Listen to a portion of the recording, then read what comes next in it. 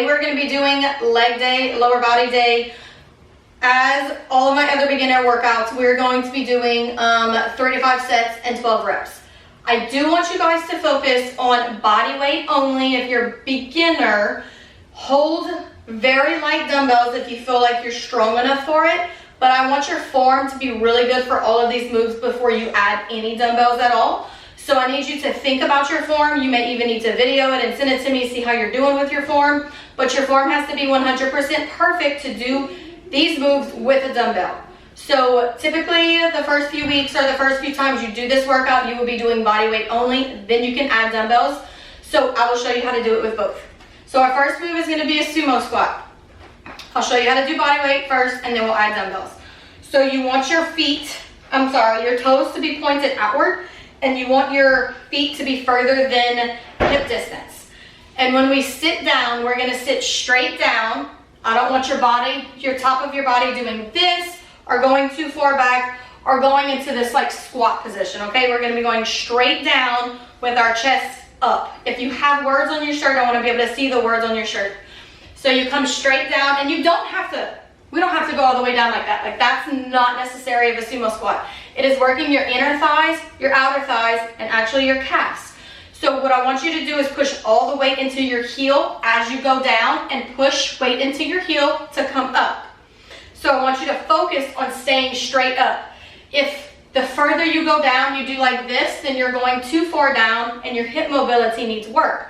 All that means is that you just need to do more sumo squats and you'll get stronger and be able to do it differently. So you come down and up, and like I said, if you're just doing this, that is still working your inner thighs and your outer thighs. We're not doing pulses, we're going down and up. You're gonna do 12 of those. If you're holding a dumbbell, you can hold it by the bell or by each bell. And all you do is down and up. And again, you don't wanna move forward and fall forward for this move. Straight down and up. Next move, we're gonna be doing squats. Beginner level squats will be on the bench or a chair. If you have a chair, I want it pushed all the way up against the wall, that way it does not move. And obviously don't use a chair with rolls on it. So what I mean by squats on a bench, you're gonna basically squat down to touch as if you were like kind of touching the toilet seat and then coming right back up. So the way that you're gonna know that your correct form is you're gonna sit down on the bench and we're gonna make sure we're at a 90-degree angle. I want your knees right where your ankles are whenever you sit down. So if your knees are over your toes, your feet are too far in. You want your knees right underneath your ankles. That means you're at a 90-degree angle when you squat. So feet hip distance apart, knees under your ankles. So we're gonna come up. So when you squat, you're gonna squat down and up. So you're not necessarily sitting down on the chair. You're gonna squat. And I tend to look down because I feel like I'm gonna fall. So I'm gonna look down, squat, and come up, okay? That means that you're putting all the weight in your heel. That's why I want you to use a bench or a chair. So you're gonna squat. And if you want to sit down a little bit and then come up, just to kind of get the feel of it, then that's what you need to do. But whenever I'm coming up, I'm pushing all the weight into my heel when I come up. So if you need to do it this way, that way you feel like you're not falling, then that's the way to do it. That will get your heart rate up. Make sure all of the weight is in your heel when you're pushing yourself up. Next move is a step up. This can be done many different ways. Chair, bench, or like a stool. You can do something that is not super high off the ground because this may be a little too high for some of you guys to step yourself up. So you're gonna put all the weight in your heel, foot goes on the bench. You may need to hold on to something, so you may need to be against the wall. So what you're gonna do is step up, all the weight in your heel, right? We're not flinging ourselves up and falling backwards. You're gonna step up, and down. If that is too much, which that is a lot for some people, you're just gonna use a stool. Where's your stool, dude?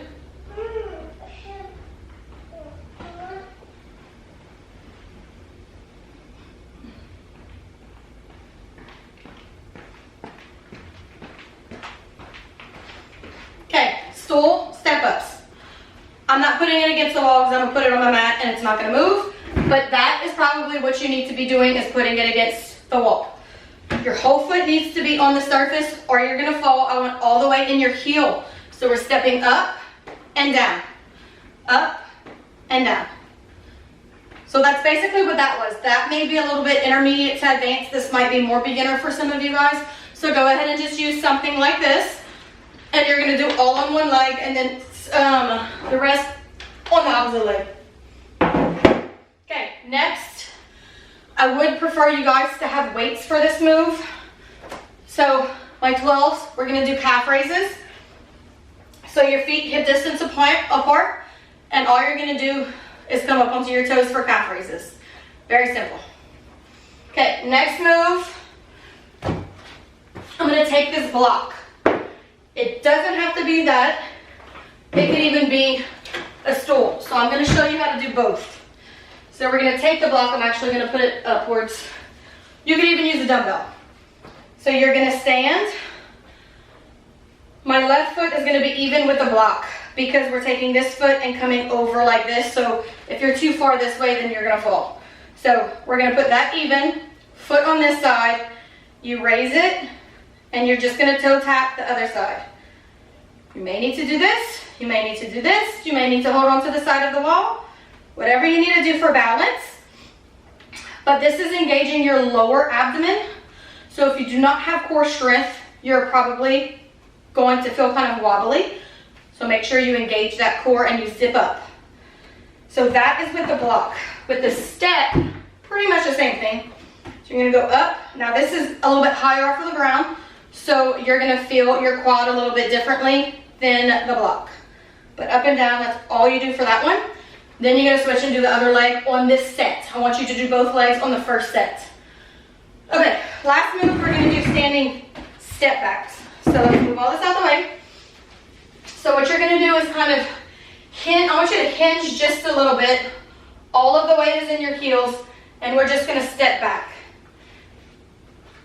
And my arms are kind of just a guide. They're not really there for any particular reason. And I'm not putting my whole foot back. It's just my toe.